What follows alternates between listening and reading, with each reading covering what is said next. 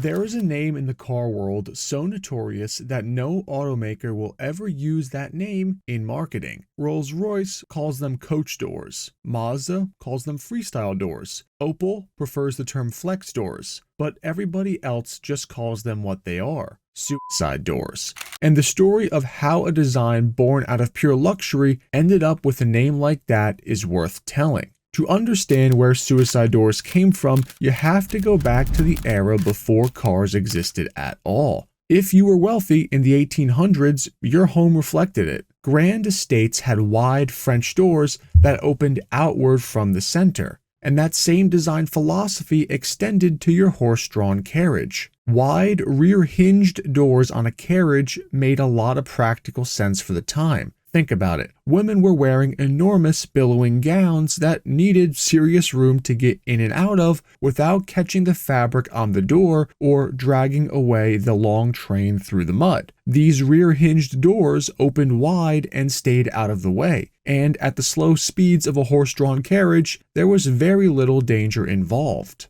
When the automobile arrived and began replacing the carriage, these doors came along with it. That happened partly because of who was building the early car bodies. Many of the coach makers who had built their reputations on crafting horse-drawn carriages simply adapted their business to the new motorized vehicle craze. Their design traditions, including those rear-hinged doors, followed naturally into the new era. Just like how the Redtiger F77 is a must-have for your daily driver. Now, it is no secret that nowadays a lot of people just can't drive. And the last thing that you would want to have to do is be left on the hook paying out of pocket for an accident that somebody else caused. Well, with the Redtiger F77, you can now reliably prove your innocence. With its dual Sony 4K IMX678 imaging cameras, both on the front and rear camera, the Redtiger F77 is able to capture footage in stunning 30 FPS frame rates. That footage is detailed enough to where you can see license plate numbers in high definition, and it even supports zoom-ins for static details because of those dual Sony image sensors, making it one of the best options on the market. And get this, with its built-in eMMC storage, which is 128 gigabytes, you don't have to buy an external SD card and worry about that getting corrupted and losing your footage. The Redtiger camera can store it natively on that eMMC storage. And I know what you're thinking, a lot of dash cameras seem to fall apart with night footage. Well, good news for you, the F77 is awesome at night. With the F77's built-in night vision technology, it's able to utilize those image sensors to sort of dull out the light coming in from other vehicle headlights so you can get a clear view of the footage that night. With voice activation and a host of other touchscreen features, the F77 is simple to use, simple to set up, and it is super intuitive. It is an amazing choice for a dash cam. I actually happen to run two of these cameras, one in my Mach 1 and one in my GT. And right now, if you click the link in the description and use the code on screen here, you can get an exclusive discount on your F77 dash camera for a limited time. So go ahead, click that link below and get your dash cam today. And thank you to Redtiger for sponsoring this video. By the early 1900s, these rear-hinged doors had become a mark of distinction on high-end automobiles. European luxury car makers like Rolls-Royce, Jaguar, and Bugatti adopted them enthusiastically. Their customers expected elegance, and these wide-opening doors delivered it. Getting into a fine automobile felt more like entering a grand room than just squeezing into a seat. Over time, that sense of prestige filtered across the Atlantic and down the market. The Peugeot 301, the Alfa Romeo 8C, the Chrysler Royal, the Cadillac Series 65, the Lincoln Zephyr, and multiple Packard models all offered them. Any brand that wanted to signal refinement in their lineup found a way to add coach doors to one model at least. Some of these cars took things a bit further, fitting rear-hinged doors up front as well, like the Delahaye Type 135. The hinge at the rear made it easier to swing yourself in and out, and the distinctive look appealed to buyers who wanted something a little bit different. The issue that nobody had fully anticipated was that cars were getting fast. A horse-drawn carriage rarely exceeded 10 miles per hour, but automobiles were soon doing 5, 6, 7 times that, and even more. And at those speeds, the physics of a rear-hinged door became a real problem. When air passes over a moving car, it pulls at the rear hinge door rather than pressing it closed. That meant if a door came open while the car was moving, it would not just flap loosely, but it would swing wide and resist being pulled shut. Leaning out to grab a door handle at highway speed is dangerous enough in any car. On a rear-hinged door, that task became genuinely hazardous. If you fell out of a horse-drawn carriage traveling at just above walking pace, you landed in the dirt, hit your head, and felt embarrassed, but you were alive. If you fell out of a car doing 50 or 60 and the door caught you, the outcome was far worse. The door could catch and drag a person along the road's surface until the driver managed to stop. The grim reality is that that's where the public nickname came from and stuck. A Prohibition-era rumor added to the sinister reputation of these doors. Stories circulated that gangsters favored these doors precisely because of that danger, using them to dispose of rivals on the move. Whether those stories were true or exaggerated, they still shaped the public perception of rear-hinged doors for decades.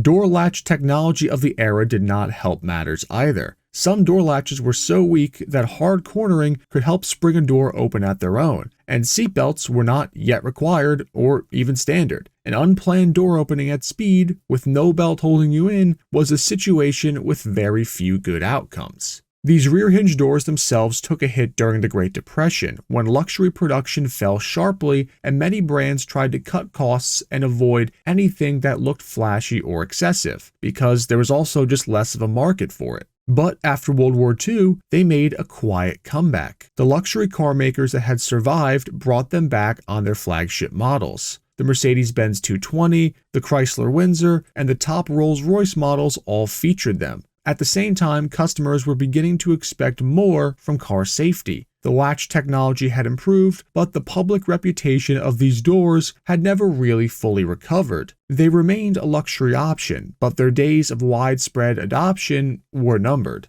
The coach building tradition itself was also dying out. Many smaller specialty manufacturers had not survived the Depression or post-war consolidations of the auto industry. The design culture that had championed these coach doors as a matter of craft and tradition was fading, and the new generation of automotive engineers had no particular attachment to it. Fashion also played a role too. Some of that initial necessity for these types of doors had gone away. The enormous structured gowns that had wide-opening doors become a necessity had gone out of style. One of the original justifications for these types of doors had just disappeared. However, through the 50s and into the 60s, American cars kept on growing in size seemingly year after year, and the largest four-door sedans began incorporating these rear coach doors into their designs. Door latches had gotten significantly stronger, which reduced the risk of an unintended opening, and for a while, it seemed like these doors might hold on as a feature of some of these hyper-luxury American cars. But again, just as coach doors were gaining in popularity, the way cars were being built would soon change again in a way that worked against these doors. One of the genuine advantages of coach doors on a body-on-frame car was that you could eliminate the B-pillar, the structural post between the front and rear doors, and create a completely open doorway that made getting in and out genuinely easy, and in an era of slow-moving cars, that was a huge benefit.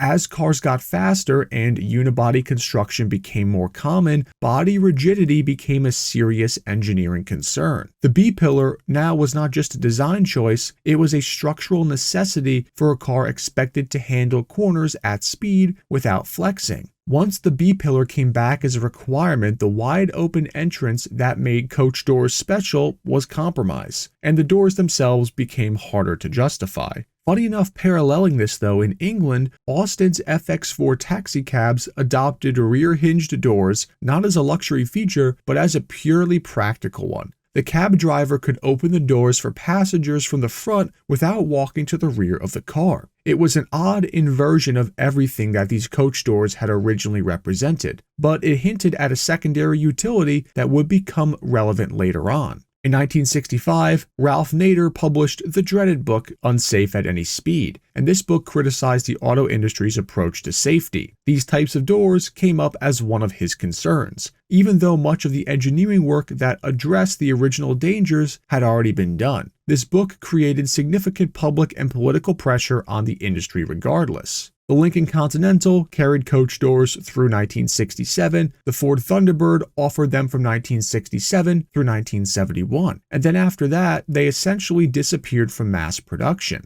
What is genuinely strange about this is that there's no law that appears to have specifically forced them out. The late 60s and early 70s were an era of sweeping automotive regulation. Crash standards, emission requirements, fuel economy rules, these were all being written and enforced during this period. But coach doors specifically were never actually banned. They just stopped being made, which isn't really how most things go. When a design feature disappears from cars in that era, there's usually regulatory pressure behind it. These doors are an exception to that pattern. Rolls-Royce kept building them in very limited numbers through 1990 on the Phantom 6. They appeared regularly on concept cars where designers wanted to add drama to a new design. But for practical purposes, 30 or so years passed with almost no production cars offering them. When these doors finally made a production car return in the 2000s, they came back for two entirely different reasons at the same time. In 2003, Rolls-Royce launched the Phantom 7, and they brought full-size coach doors back as the ultimate statement of traditional luxury. The message that was exactly what spawned the use of these doors a century earlier. But something had also been happening in the years before that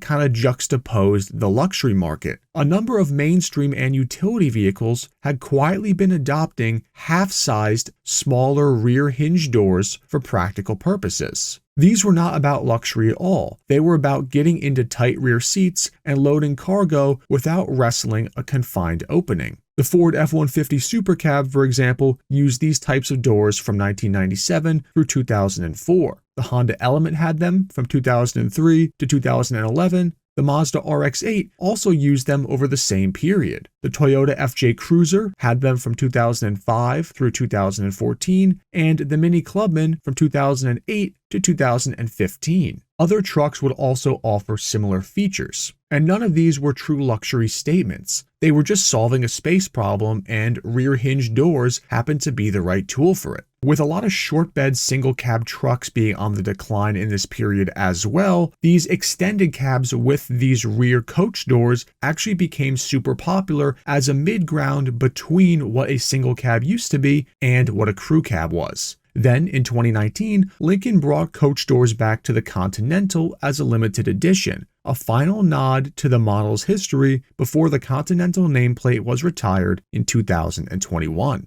Coach doors still appear here and there today, mainly on cars from companies like Rolls-Royce and Bentley. Modern door latch technology is considerably more robust than anything that was available in the 50s or 60s, and there's actually a small aftermarket industry that offers these types of door conversions for people who want that look without buying a Rolls-Royce. The story arc of the coach door is different from most design trends that rise and fall in automotive history. See, these were not made obsolete by better technology. If anything, better technology made them safer and more viable than they had been at their peak. They weren't banned either. They were not replaced by something that did the same job better. They just sort of fell out of use. And they'll probably never ever fully go out of production, because when a car maker wants to signal the very top end of their luxury lineup, or a designer needs a concept car to feel different, these rear hinge doors still deliver. They carry more history in their hinge than almost any other single design element in the automotive world. And that is the dramatic rise and fall story of coach-built doors. If you found this video interesting, be sure to go ahead and hit that like button and subscribe. I cover different automotive topics every single week, and we have plenty more just like this coming out soon. Thank you all for watching, and I will see you all in the next one, enthusiasts.